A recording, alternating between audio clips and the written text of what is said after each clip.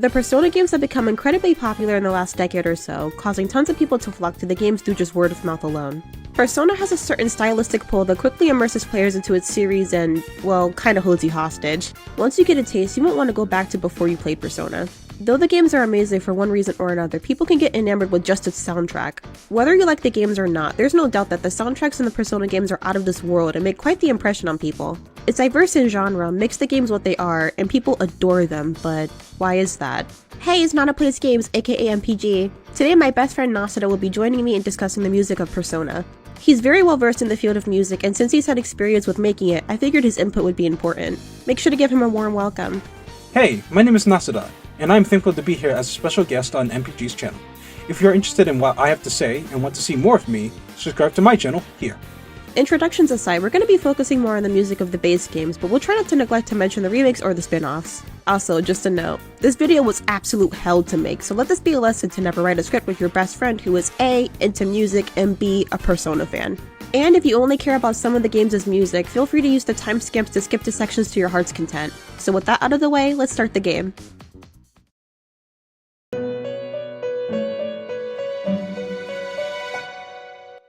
If you don't know what Persona is, or you're like me and took a years-long break, let us give you the rundown.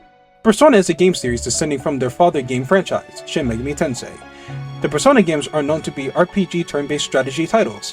What makes them different from any RPG, you may ask? Well, it's the in-game social interactions you build over the course of the playthrough. Persona over the years has become somewhat of a masterclass in terms of getting people interested in the lives of these fictional characters. Leveling up iconic cards is a way to both simultaneously power up your character and indicate to you, the player, how strong your character's bonds are with your friends. The series has built a cult following in doing so, and has led to some of the most beloved and hated characters in the franchise. If you think that was the only thing that sets Persona apart, you'd be mistaken.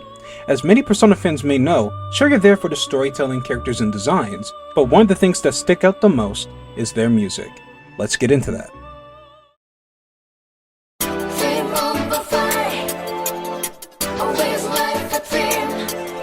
Even though in recent years there are people going back in time revisiting these old gems, Persona 1 and 2 are not that well known to the public.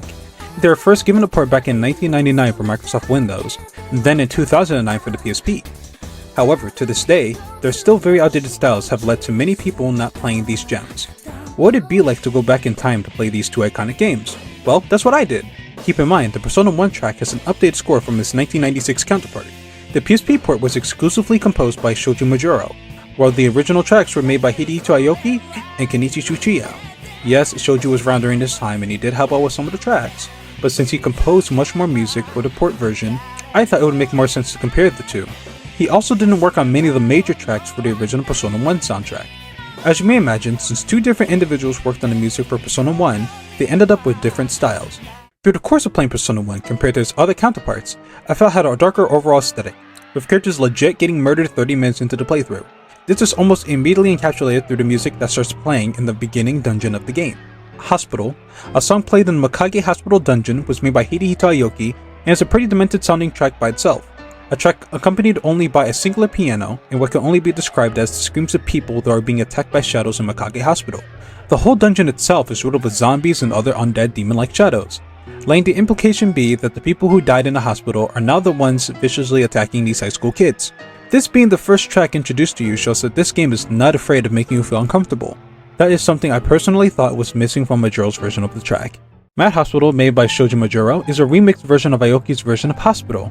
Though it does encapsulate the same feeling in terms of being creepy, at least for me, it kind of fails to make me feel immersed at times. Not saying that the track isn't good, but with the exclusion of the voices and the addition of the orchestral violins, it definitely became more of a modern Persona track. For someone who may have never heard the original, you'd probably think that's good. But hearing both, I kind of feel like the modern version is missing something. Something that made this song iconic.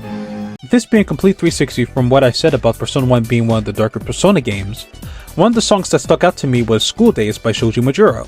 In my opinion, one of the best and iconic Persona 1 tracks. From the electrical synth to that hard drum snare kick, the song has a way of making you bop your head as you venture through Makage-cho. The lead vocals were done by Yumi Karamura, who would go on to do a plethora of other songs for the franchise. The reason I say this is iconic, at least for me, is because compared to a lot of the other tracks in the game, this is one of the tracks that makes me feel like I can have a nice intermission that still reminds me that my character is still in high school. young and running around making new experiences even though their face is getting ripped off by shadows. Not that there's anything particularly wrong with Kenichi's style, but especially in his earlier work, he was not really known for being able to copy the Persona style, and more so found his own success in the battle music. Speaking of battle music, Normal Battle was produced by Kenichi Tsuchiya, and he was in his bag making this OST. Its sound was way more indicative of the atmosphere of the original Persona 1 game, as you can feel the chaotic energy fill each battle. In a way, it definitely made me think that he got inspiration from the Street Fighter soundtrack, with their melody sounding quite similar. Tracks like these, even today, are not what he's known for. In games like Shin Megami Tensei 5, which is the most recent Shin Megami title, he has become an iconic figure in the way that boss music is produced today. If you're talking Persona-style tracks, this will definitely be one of them. A Lone Prayer, another song sung by Koromara and composed by Shoji, was made in 2009 after the success of Persona 3 and 4. Songs like these ended up being his bread and butter, a victory lap to the style of music he became well versed in. This song is great as an OST and by itself. It does well to catch that Persona vibe. With that being said, I feel that this track actually doesn't fit as well as Kenichi's version of the battle track. Yes, it's great, but it takes away from the original atmosphere that Persona 1 was based off of, making for a great piece of music that struggles to fit within the context of the game. This is a song you hear every single battle, and in a way, that kinda makes it worse, as it becomes looped 8,000 times with no variation. Kenichi's version was still chaotic, sure, but still it just made way more sense in the overall feeling, and even in its loopiness. So after listening to the OSTs made from the original soundtrack and comparing them with the remastered counterparts, I came to the conclusion that the original Persona 1 soundtrack was more of a fit than the PSP remastered version. Of course, there's a certain level of quality that wasn't there, but that was to be expected since the lower sample rates would cause poor audio quality. They were also way more likely to compose their music using MIDI being digital instruments, to compose their musical tracks. Along with the fact that Kenichi and Naoki were still inexperienced with their music composition at this point in their lives. Shoji Majo's versions and replacements for some of the songs were definitely needed for the Persona 1 track, but at the cost of his music not fitting within the aesthetic sometimes. Coming off of projects like Persona 4 and 3, it's understandable that he felt the original Persona game gave off the same type of vibe.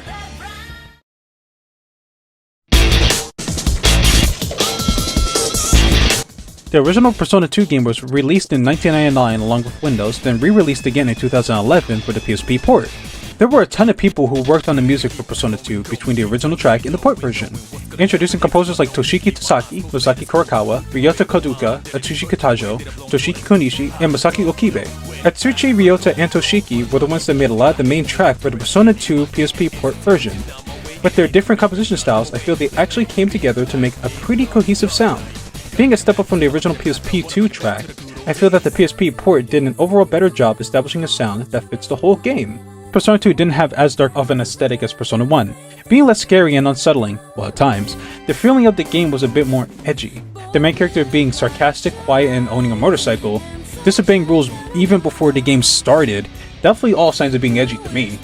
But anyways, you walk around in third person, which definitely did wonders for me because though I was still getting lost in Persona 2, I was at least not getting motion sickness doing so. Look at a song like Maya's theme, that was made by Toshiki Tonishi. From the electrical guitar to its grooving beat, you can feel exactly why a track like this became so popular. Even for me, I didn't grow up with Persona games, and yet, it gave me a feeling of nostalgia. Something about these tracks remind me of my childhood growing up in the early 2000s. Back then, there was still a lot of rock and pop influence, and I think I could feel that coming through the track. Though the game was made in 2011, I feel they were really trying to capture a moment in time, and were quite successful in doing so. For a track like this to be for one of the side characters, that tells you the game was trying to be innovative and be something special. Speaking of special, Joker theme is pretty much why I love the Persona 2 soundtrack. They were not afraid to diversify and have many different genres in just one game, all the way to Japanese pop songs from the early 2000s. A soundtrack like this is why people love the Persona series so much, being able to cover so many different types of genres and catering to their whole fanbase. But speaking of J-pop songs, Joker was composed by Atsushi and sung by Haruko Konishi. Of course, I'm biased, since tracks like these legit remind me of my childhood, but compared to a lot of the Persona 2 tracks, this style and feel of music is definitely my favorite. I know I'm not alone in that opinion. A song like Joker perfectly shows why people fell in love with these games. A lot of games in modern times do not have vocals in their soundtracks. I walked away from Persona 2 feeling that it's overall a bit underrated. The music, the overall aesthetic, at least for me, that was a step up from Persona 1. There's a lot more thought and work put into Persona 2 I felt, but to be fair, I am referring to the port version of the games. When I look into the original Persona 2 game, it definitely did seem kind of like a downgrade from the first title. For it to be better if not just as good, I'm a little surprised. but I think that was due to Shoji taking the creative wheels for both the projects, and at least for me, this really came down to how the games were played and how the music fit the aesthetic. Walking through Persona 1 at times felt really janky. Not to say Persona 2 doesn't have any jankiness, but it definitely has less. You don't feel dizzy or disoriented walking around. The controls aren't overly sensitive, causing you to walk into walls. It does a good job at fixing a lot of the base game issues, and then just as icing on the cake, it did even better with the integration of the soundtrack into the game without feeling like it took away its immersion.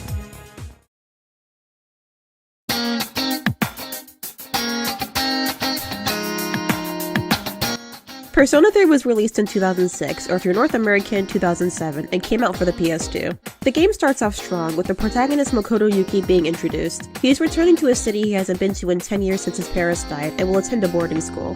He is quickly initiated into a school club called the Specialized Extracurricular Execution Squad when he becomes aware of the Dark Hour, where shadows begin appearing. The characters believe that by killing great shadows every full moon, they can put an end to the Dark Hour. The game revolves around many topics: death, depression, hopelessness, nihilism, you name it.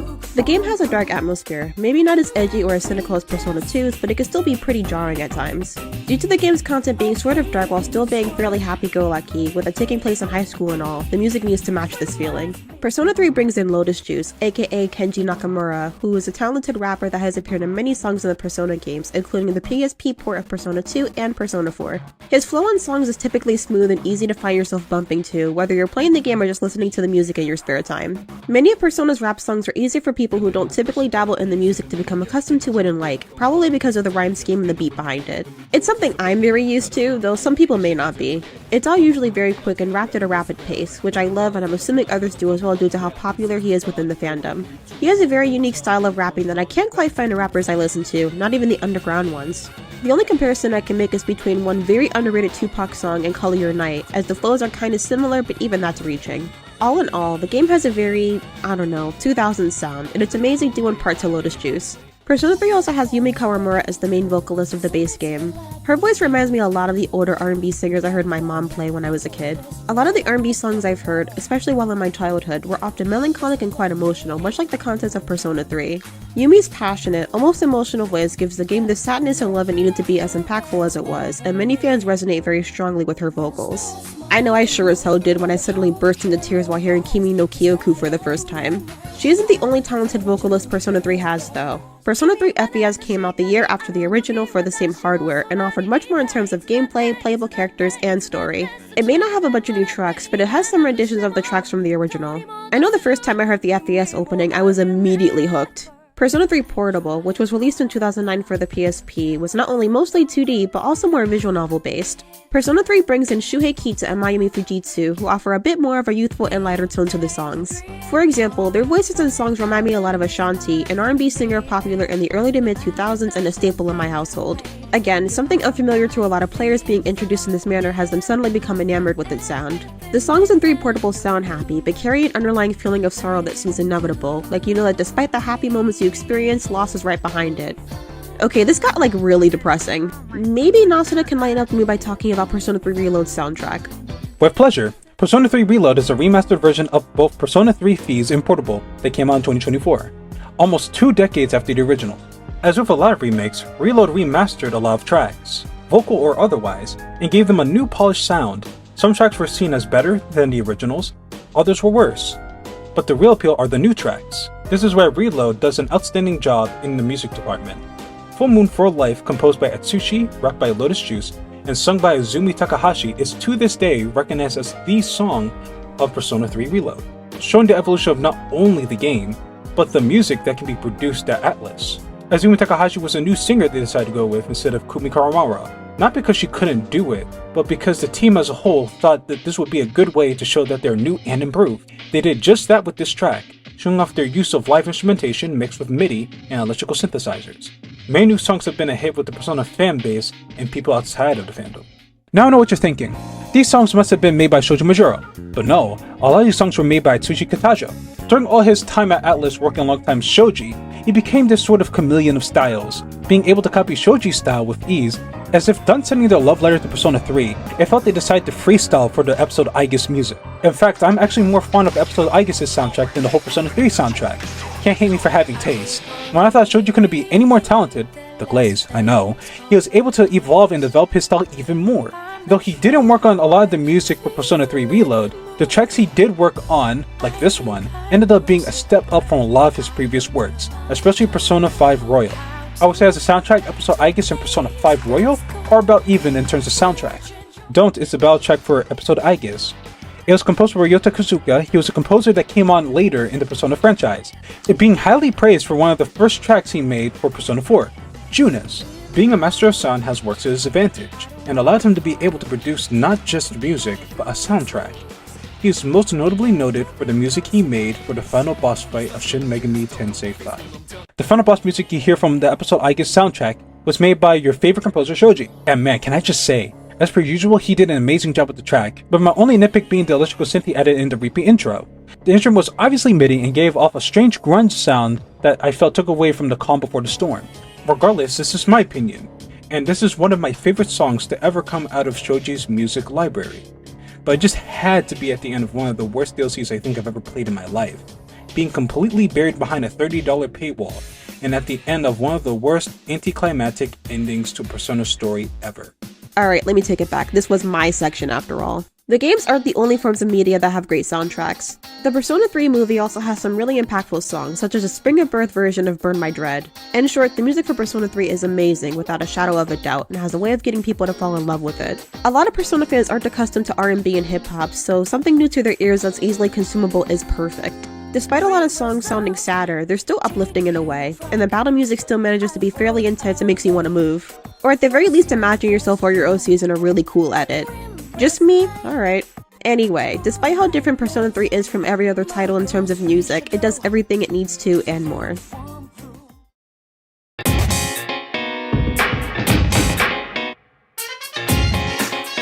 Persona 4 was released on the PS2 back in 2008, not long after the release of the original Persona 3. I really hope you don't think something like that is ever gonna happen again. Though they were released in the same decade, the differences between the games cannot be overstated. Persona 4 has a bit of a simpler premise, as it starts off with the main character Yu Narakami going out into the boonies to live with his uncle and cousin. Even though things obviously happen that require your action, like people getting thrown in TVs and getting transported to the Shadow World where they're almost guaranteed to die if they're not rescued, the tone of the game is way less intense than in 3, which is saying a lot because the bad endings for this game are absolutely brutal. Each person that joins your crew has to be publicly humiliated and have all their deepest, darkest insecurities aired out first, which is kinda cool actually. Despite what it may seem like, Persona 4 has a much lighter, happier atmosphere than the other games, with its happy-go-lucky tracks and songs about love. It focuses a lot more on the bond you build with characters around you, and the game makes you feel like you're actually an important part of the community. The game has many events relating to spending time with friends, defeating shadows, and solving problems as a team. They crank their slapstick humor up to 10,000 and let you have fun while the fun lasts. Even during the loneliest time of your life, Persona 4 is meant to give you what you want. Friends. Cause let's face it, if you're a Persona fan, chances are you don't have that many. If you go to play Persona 4 right after finishing 3, you might experience whiplash. Not to discuss the music. Persona 4's vocalist is Shihoka Hirata, and she helps the game have an insanely bright and lively feel. The songs are proud, lighthearted, and influence the player to feel how it wants them to feel. The songs sound awfully nostalgic, even upon your first couple of times hearing it. Here, listen to Snowflakes really quick.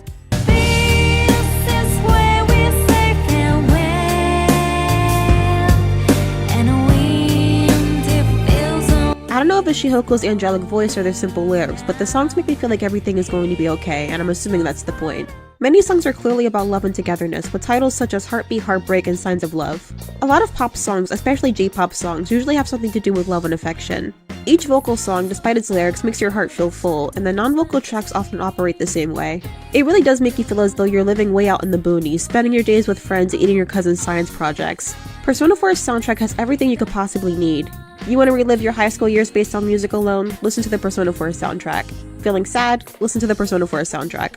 The game ended up getting a remake a few years later in 2011. It was released for the PS Vita, and let me just say, Persona 4 Golden's new songs especially made me feel happy. It felt like I was levitating. A lot. And I mean, a lot of them may be cheesy as hell, but I love them regardless. Time to Make History and Shadow War may almost be 15 years old, but they still hit. Persona 4 rarely misses with its songs. Rarely, but not never.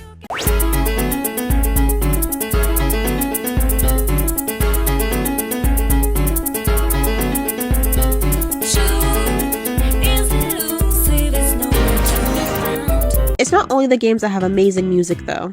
Even the anime has a lot of range. There are songs that make you feel like you're bickering among friends, and then other songs that make you feel like your heart's gonna be out of your chest. Then you have some really, really intense songs that are sadly underrated, like Yin Yang. Persona 4's music, no matter if it's from the games or anime, plays with your feelings and completely manipulates you to feel however it wants you to feel. Persona 4 probably has the happiest, most optimistic sounding music in the series, and a lot of fans love it.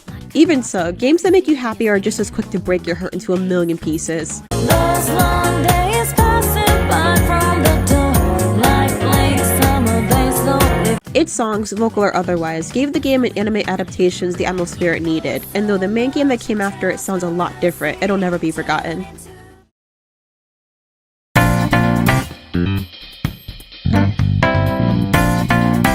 Persona 5 was released for the PS3 and PS4 in 2016, or 2017 for most of the people watching. The game's premise is Ren Amamiya, a teenager going to live in Tokyo above an old man's restaurant due to past legal issues. In short, a politician harasses a woman, mirroring what usually happens in real life. Ren steps in to help, and when this man falls, Ren is arrested for assault and blamed for the entire ordeal. I'ma be honest, if I was Ren, it wouldn't be if a crash out happens, but when.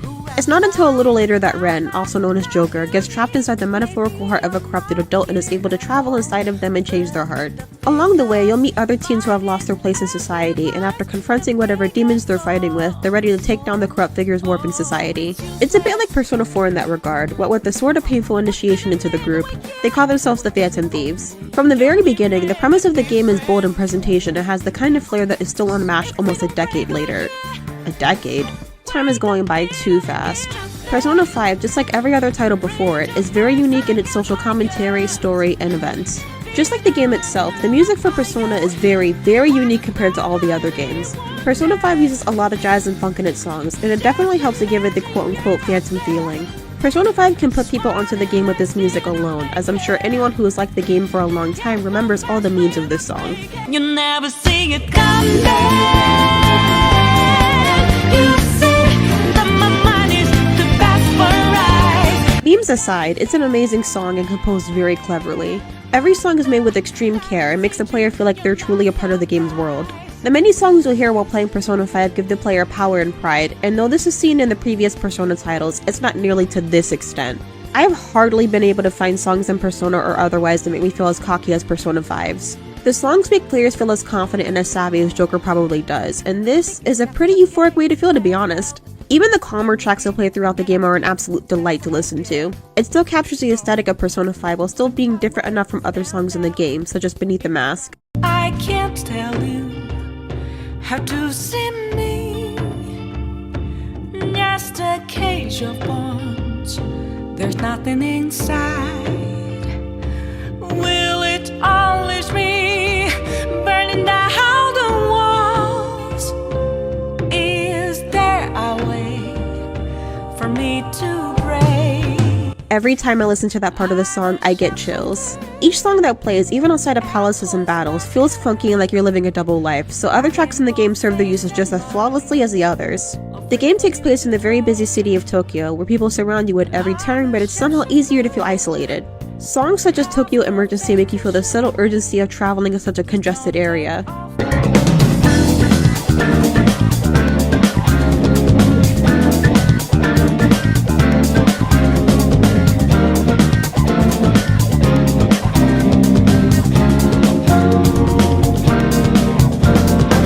Tokyo Daylight is a lot more lighthearted and casual, but still highlights the busyness and constant goings-on in the city. I would even argue that tracks you probably won't hear very often absolutely knock it out of the park despite the fact that they don't have to, like Layer Cake. I mean, we're talking about the same people who made a banger-ass soundtrack for a spin-off game. Nothing is promised, nothing is flawless, everything's a contest, so I gotta take a shot. I will not take this waffle man spot, cause I got to fight back, or else just gonna be back to who I was. Read me, talk me. I would even argue that base Persona 5 is leagues more unique in both presentation and music tracks than the previous titles, but it still has some tracks that get, well, old. That's where Persona 5 Royal comes in. It's a remake of Persona 5 that came out in 2020, only 3 to 4 years after the base game had been released. Yeah, this should have been confirmation that they were gonna milk this game to death. Can't say I'm complaining though, but some people might. Please, Daddy. I told you, when I'm finished, you can have what's left. There won't be any left. There's never any left. Royal somehow takes how badass as the music in the original game makes you feel and cranks it up to 100.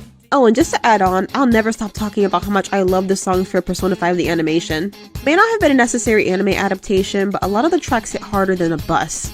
We can't forget to mention that this is in part due to the very talented woman behind the vocals for the game though. Persona 5 had its vocals done by Lin Inaizumi, and she really adds magic to each and every song she's in.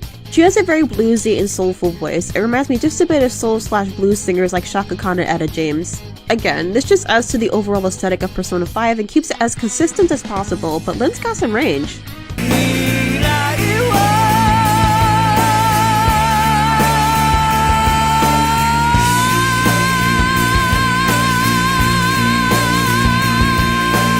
The game's music would not have been as hard-hitting without her, and she really did the damn thing with the songs.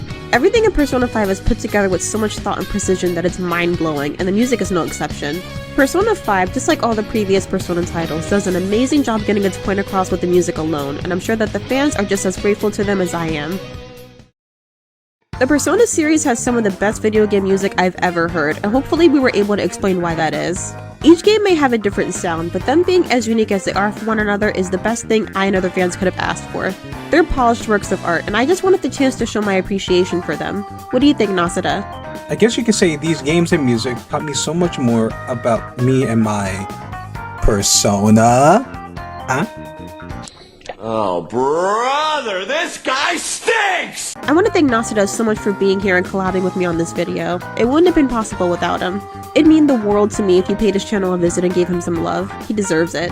As always, let me know what you think in the comments. Maybe tell me which game you think has the best music. Make sure to like and subscribe. This is MPG. Hopefully I'll see you later. Peace!